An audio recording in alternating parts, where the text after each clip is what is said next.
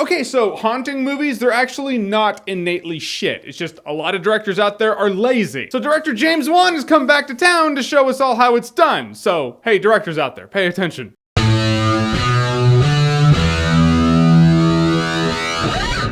The Conjuring 2. So The Conjuring 2 is directed by James Wan. We follow our favorite paranormal investigating couple, the Warrens, who are pretty much straight up Ghostbusters at this point. That's what they do. And this time they go across the pond to England, where there is a family being terrorized by this entity. In particular, this entity is latching onto and terrorizing this little girl, so the Warrens come into town to try to make it right. And this movie was effective, man. I'm talking like don't look in the rearview mirror of your car when you're driving home at night effective, because you know it's there and it's gonna be looking right back at you. But seriously, after that Annabelle abomination, I was like, maybe we should just let the story of this whole universe just kind of lay down, rest, die. But no, man, James Wan effectively directs this movie and gives us not only a great haunting movie, not only a great creepy movie, not only a great scary movie, but a great sequel in that genre?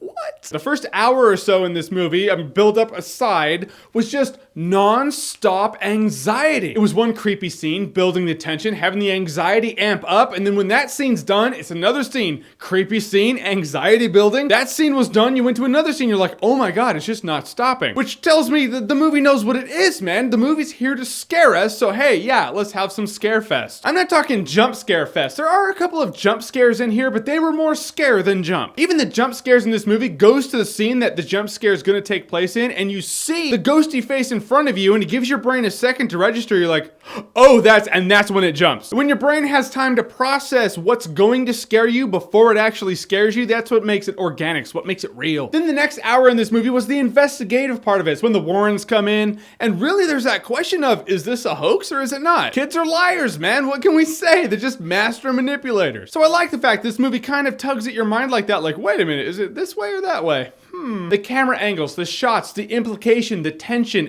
James Wan uses it so well. Even in the scenes where you're like, that's familiar, I've seen this situation before, but it's filmed in a way it's like, nah, it feels new. Here's that same situation done the way you should probably see it in a movie like this. Makes the tension that much more, makes the peril feel more real. You see, in a haunting movie like this, what the ghost or spirit is doing is every bit as important as how they're doing it. And how they're doing it is illustrated by the director with the camera shots, the camera angles, the lighting, the audio, all of it comes together. And if it comes together well by a director who can do it well, you might just have yourself an effective haunting movie. If not, well, you join the rabble of shitty haunting movies. Don't worry, you have a lot of company there because there are a lot of them. And that's the thing I can say, if you're gonna have gripes about this movie, it's that in the end, it is a haunting movie with situational circumstance that you've seen before, in which case you can always argue that everything you see in a movie has been done before, it just hasn't been shown like that. Like, yeah, I've seen a sword fight in a movie 100 times. Everyone before 1977 did. But did they see it like that?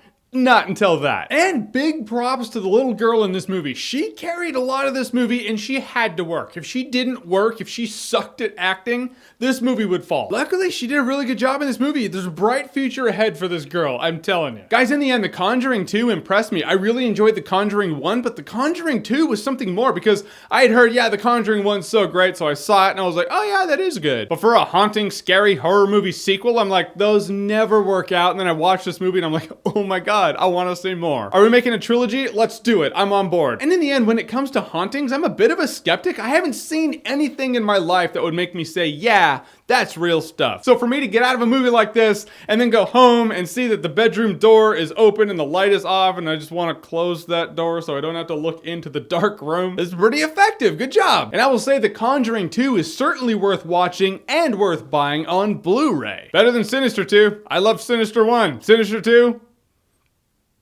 Alright guys, so The Conjuring 2, have you seen it? What did you think about it? Or have you had a haunting situational circumstance in your life? Any paranormal experiences? Whatever it is, whatever you think, comment below, let me know. And as always, if you like what you've seen here and you want to see more, click right here to see more.